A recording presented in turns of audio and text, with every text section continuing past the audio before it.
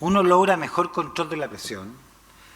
¿Cómo podemos optimizarlo? Bueno, lo que están haciendo ustedes trabajando en atención primaria, en que hay un sistema sanitario, hay una red, ¿ah? Y este sistema sanitario basado en un equipo en que incluye al farmacéutico clínico. El farmacéutico clínico tiene que jugar un rol importante, maneja mucho mejor las drogas, etcétera. Protocolo unificado, ahora que haya un protocolo, que se haga un protocolo unificado, que no sea un manejo anárquico entre un médico u otro, que haya un protocolo. Y también que uno tenga de alguna manera incentivos para que siempre estén los medicamentos, pagos a los proveedores, y que realmente no se vea enfrentado el médico en la triste misión de no poder dar un medicamento porque no hay el medicamento. Ahora, tratamiento farmacológico, insisto, combinado en dosis bajas, clases farmacológicas mejor toleradas, combinación en dosis fijas en una sola pastilla, preparados de acción prolongada una vez al día y tratando de usar especialmente que en los pacientes de menores recursos genéricos de bajo costo. El paciente es fundamental, todos estos tres soportes son fundamentales. El paciente es clave, hay que incorporar el paciente en el manejo de su propia enfermedad, cuál es activar lo que es importante, que él sea lo que más se va a lograr, los grandes cambios van a tener que partir de él. O sea, él tendrá que cambiar de hábito, él tendrá que controlarse la presión, porque no existe ningún sistema que uno tenga el médico a domicilio todos los días. Entonces, objetivos compartidos, tanto del médico como del paciente. A veces los objetivos no están muy compartidos. Autocontrol de la presión arterial, apoyo social. A veces no hay manera de lograr que el paciente entienda por muchas razones, y entonces hay que tratar que venga con un familiar. Y que todos funcionen en equipo, o sea, que de toda la familia preocupada, que el padre se controle la presión. Este es un paciente de 30 años, que OH ocasional, sedentario, sin antecedentes familiares, que como hallazgo le encuentran 180-100 de presión, o sea, bien hipertenso. Al examen tenía 170-100, estaba con una frecuencia cardíaca de 100 y tenía un índice de masa corporal 33. El laboratorio tiene un metabolito 43, tiene una CREA 102, tiene una glicemia 88, tenía un potasio 4.2, un ácido base normal, ácido úrico 9, colesterol 280, LDL 160, HDL 30, triglicéridos 160, examen de orina normal, eco abdominal normal. ¿Qué estudio complementario se haría en este paciente? Pregunta. Y fundamentos.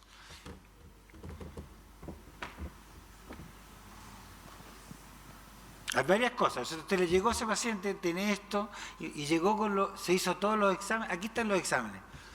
Porque muchas veces cuando llega un paciente, si no viene con el examen ya tiene un descanso el doctor para pensar, ¿eh? Entonces, porque le va a pedir los exámenes, así tiene tiempo de estudiar el tema. Entonces, no, pero aquí llegó con todo.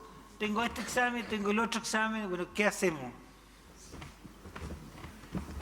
¿Acá hay una respuesta? Bueno, yo pienso que este paciente tiene...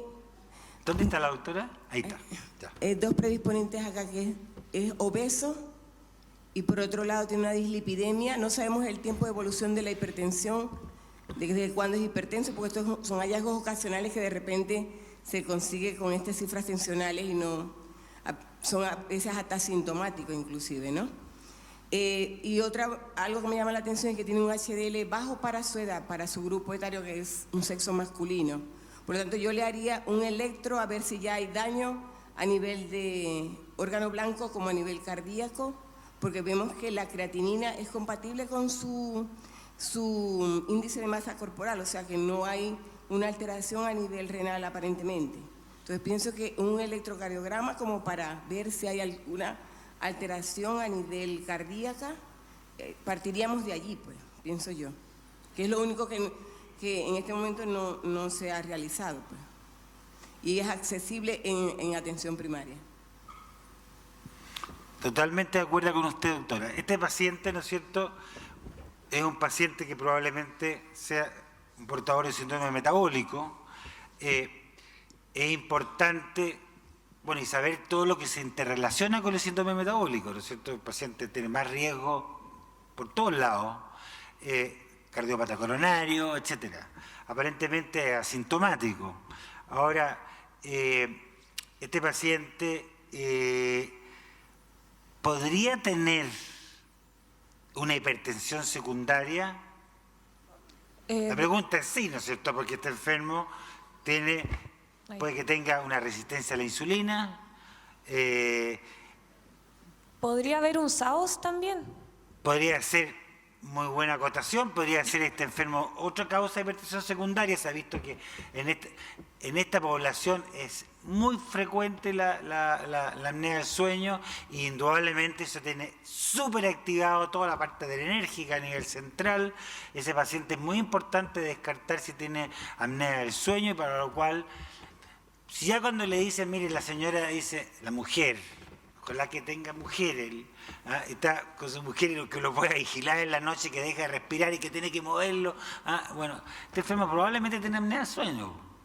Entonces, ahora, ese paciente es fundamental que se resuelva ese problema, porque si se resuelve va a ser mejor control de su presión y a veces se les pasa la hipertensión. O sea, yo estoy de acuerdo con esa observación. ¿Podría ser nefrópata este enfermo? O sea, yo diría que es poco probable que sea nefrópata, tiene un eco normal y tiene un examen de orina normal. Todo esto se puede hacer en el policlínico. ¿Podría ser este enfermo que tuviera una otra causa secundaria?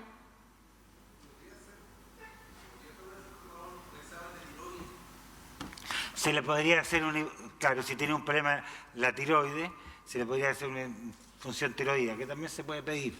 Estamos de acuerdo. ¿Y cómo lo trataría? ¿Qué otras cosas se le podría preguntar a este enfermo como causa secundaria?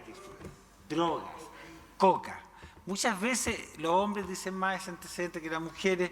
Cuando el enfermo uno empieza a preguntar, ¿usted fuma? Sí. Oye, ¿fuma marihuana? Sí. Y coca, mire, de vez en cuando. Entonces ya este enfermo tiene la coca también. Entonces ya tiene factores secundarios. Estamos de acuerdo con eso. Es un paciente relativamente joven, tiene 30 años. Entonces, tenemos varias cosas que podemos hacer en ese paciente. ¿Y cómo lo vamos a enfocar? Gran problema. ¿Cómo lo enfocaríamos, doctora?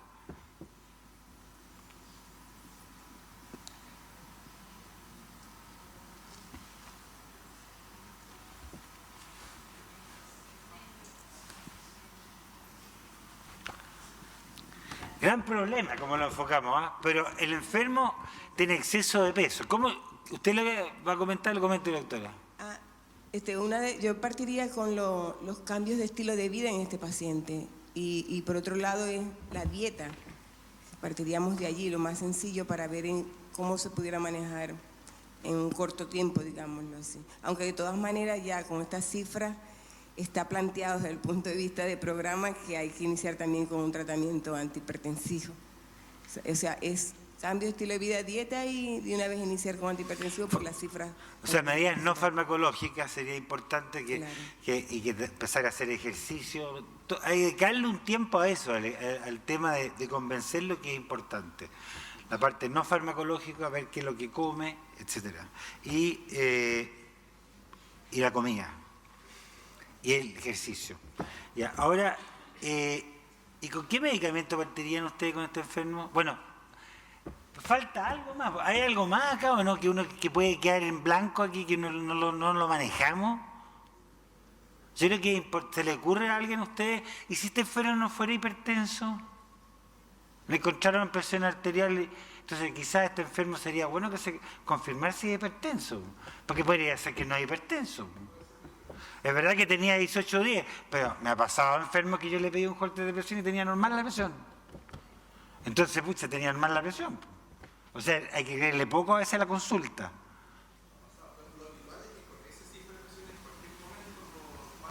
Por eso que entonces le vamos a decir al enfermo, mire, ¿sabe? En el holter de presión usted tiene que bajar de peso, ¿sabe? Y usted ahora, además tiene un antecedente familiar, su mamá es hipertensa, usted se va a comprar un aparatito de la presión y se va a empezar a controlar la presión.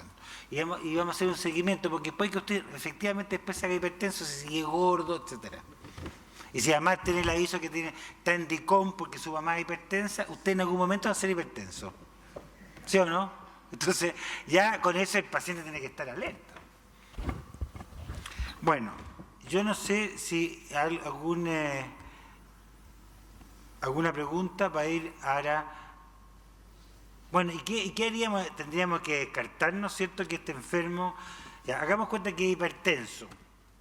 Hagamos cuenta que le vamos a decir las comidas que tiene que comer, de hacer ejercicio, etcétera. Le vamos a sugerir que trate de comer rico en potasio también, usar menos sal, y si esta sal que es mitad potásica, biosal. Vamos a tratar de descartar que el enfermo tenga efectivamente resistencia a la insulina. Bueno, si tú estás tomando antiinflamatorio, ya se lo conversamos. Ahora, pasamos al segundo caso. Este es un paciente de 68 años, sin factores de riesgo, índice de masa corporal 25, control de rutina, presión arterial 18/7. Cardiovascular normal, laboratorio normal, glicemia 90, electrolitos normales, orina normal, creatinina 1.2, eco renal normal. Estudio propuesto. Este otro paciente tiene 68 años.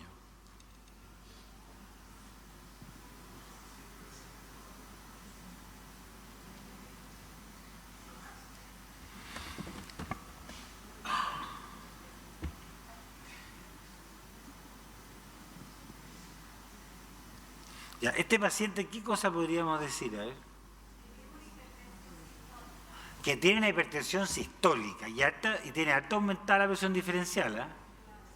Tiene 30, 40, 50. O sea, está aumentada la presión diferencial, 18/7. Le tomaría un electrocardiograma. Es bien importante este enfermo es bien importante el examen físico, Exacto. Porque tiene aumento de la presión diferencial, es un paciente. Habría que ver si realmente este paciente tiene soplo, Exacto. si tiene un escape aórtico. Podría tener un escape Exacto. aórtico este enfermo, tiene una insuficiencia aórtica que explique esto. Estaba Entonces, pensando en eso. Entonces se le pide un electro y si hay posibilidad de hacerle un eco, Un fantástico. ecocardiograma. Pero hay aumento de presión diferencial, Puede uno haber tiene también danza incapacitación arterial y yugular, todo. entonces, pues, Bueno, esa sería una manera de buscar una causa secundaria. Lo más probable es que tiene que tener un escape aórtico categórico, así. Ahora, ¿qué otra cosa más podríamos buscar? ¿Ah?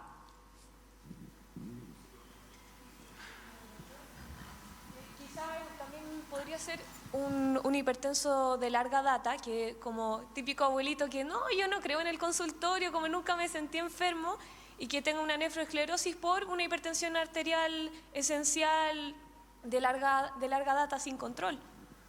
Y que en el fondo ahí lo que podríamos hacer es pedir quizá un fondo de ojo y ver si hay una retinopatía hipertensiva para poder apoyar ese hecho.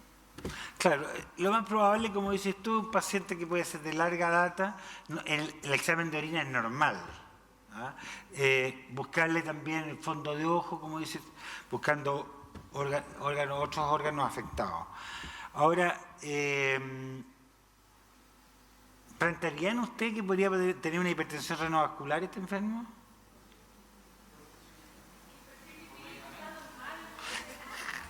¿El perfil cuánto? El perfil lipídico sale normal, entonces como que uno pensaría que quizá... Claro, que no es dilipidémico este enfermo, así que no, Claro, aterosclerótico como que- poco probable. Que tenga una placa ateromatosa, puede ser igual, pero es como poco probable con un perfil lipídico normal. Y claro, un IMC que para su edad igual estaría bien, entonces también lo hace también lo hace menos probable como... Y además que de todas maneras este enfermo, una vez que confirmemos que es hipertenso, ese enfermo va a ser tratado con inhibidores ECA grado 2 y si empieza a empeorar la función renal, hay un elemento fuerte que en el seguimiento que podría tener algo, ¿no es cierto?, que tuviera una renovascular. Estamos de acuerdo contigo. ¿Algún comentario?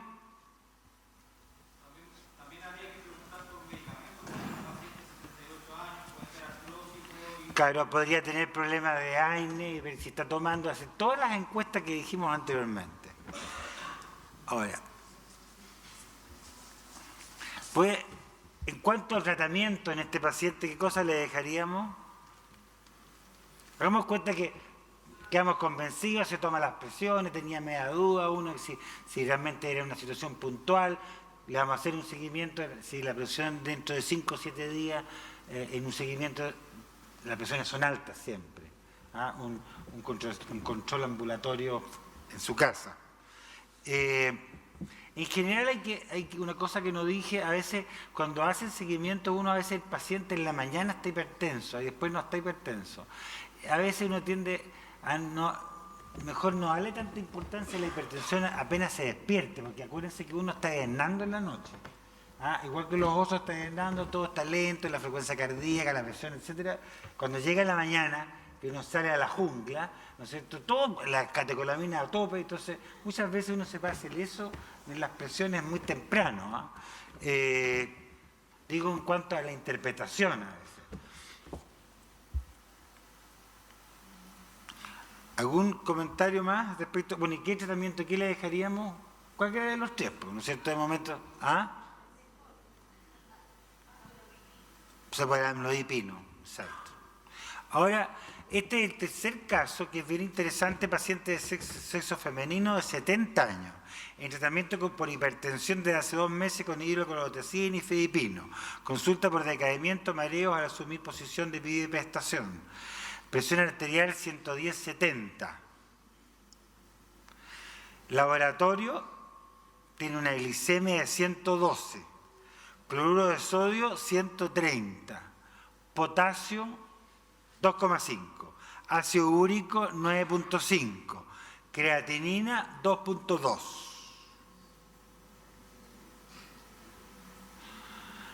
Aquí, bueno, viste el paciente, aquí ya está lo que había que hacer, o sea, se procede, está con la presión normal, entonces se procede al retiro de fármacos, régimen normosódico, reposición de potasio oral. El enfermo estaba con diurético. Control 30 días después, mejores condiciones. Desaparecieron los mareos. Presión 14,9. Glicemia 90. Cloruro de sodio 139, potasio 4,2, se arregló, cloro 85, ácido úrico 6,3, creatinina bajó. ¿Qué hacemos con este enfermo? Bueno, ¿qué cosas podríamos decir en forma práctica? ¿Qué cosas nos preguntaríamos nosotros? ¿Qué cosas nos preguntaríamos?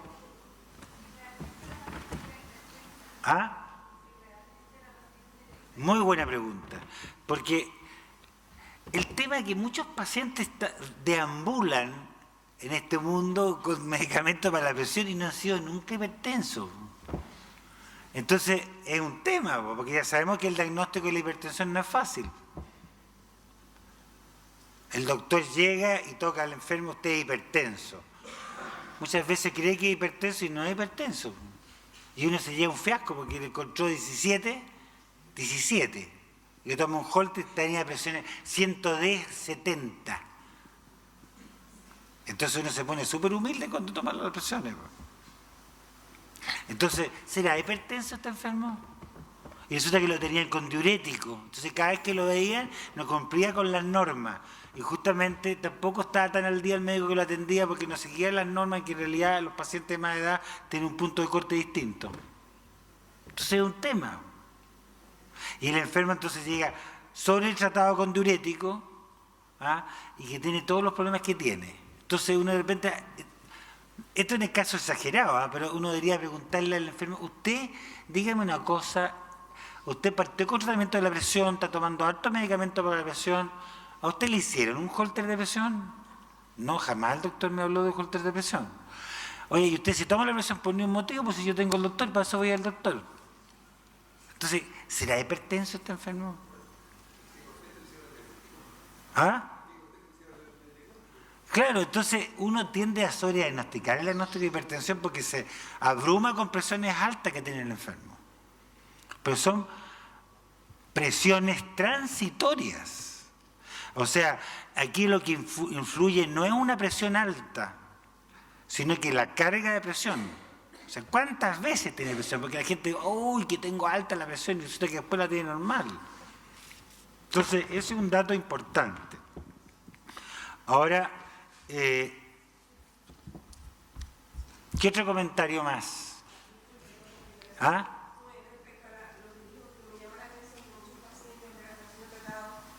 Pensando que son hipertensos y resulta que no son hipertensos porque hay uno de los factores muy predisponentes a que tengamos alteraciones hipertensivas como es la dislipidemia y a veces tratamos ese factor y ya de alguna manera regulamos de esas cifras tensionales, las podemos bajar.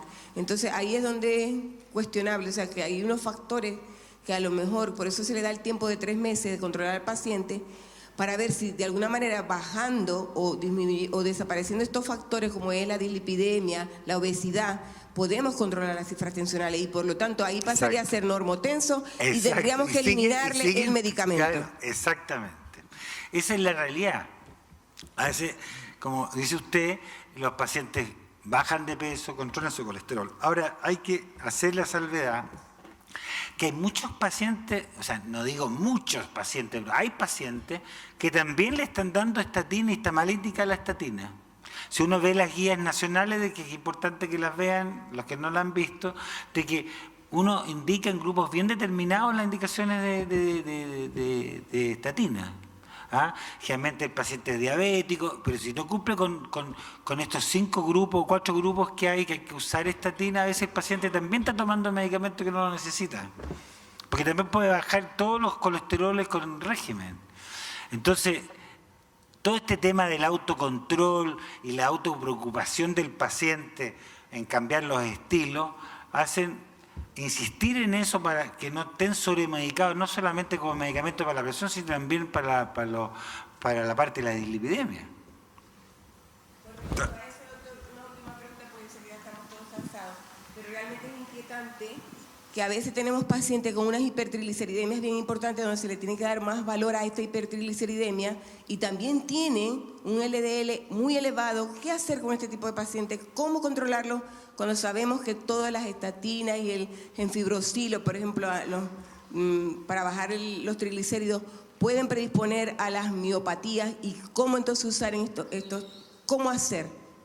Esa es la inquietud. Si sabemos que la dislipidemia per se es más que todo aterosclerótica y la hipertrigliceridemia también nos ocasiona problemas a nivel pancreático, ¿cómo tratar? Si podemos fusionar el uso de gemfibrosilo con las estatinas o no.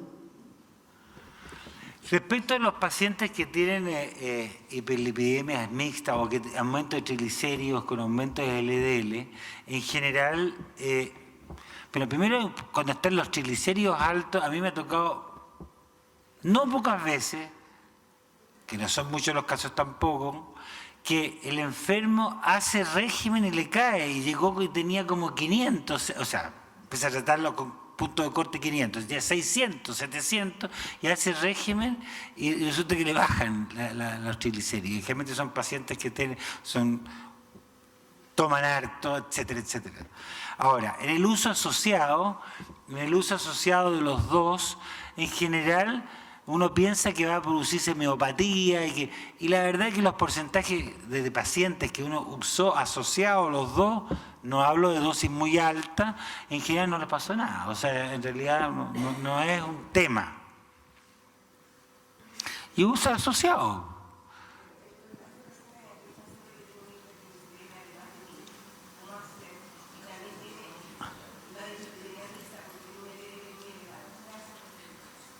Lo primero que me mando es la nutricionista. que el nutricionista vea cómo anda todo el tema del manejo de todos los alimentos el paciente.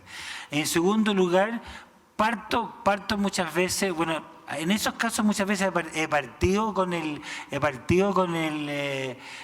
los medicamentos que bajan los triglicéridos, he partido con ellos y he visto cómo anda.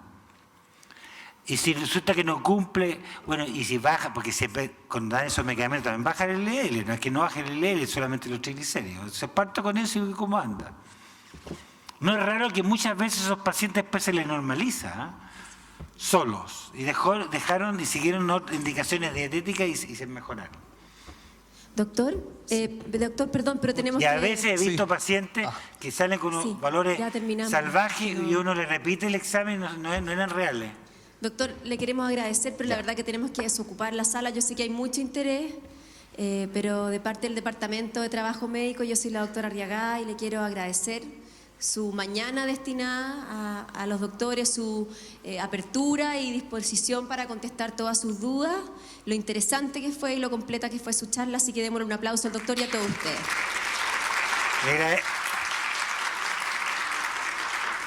Bueno, les quiero agradecer, para mí ha sido una experiencia hacer una charla con tantos médicos y tan interesados en el tema.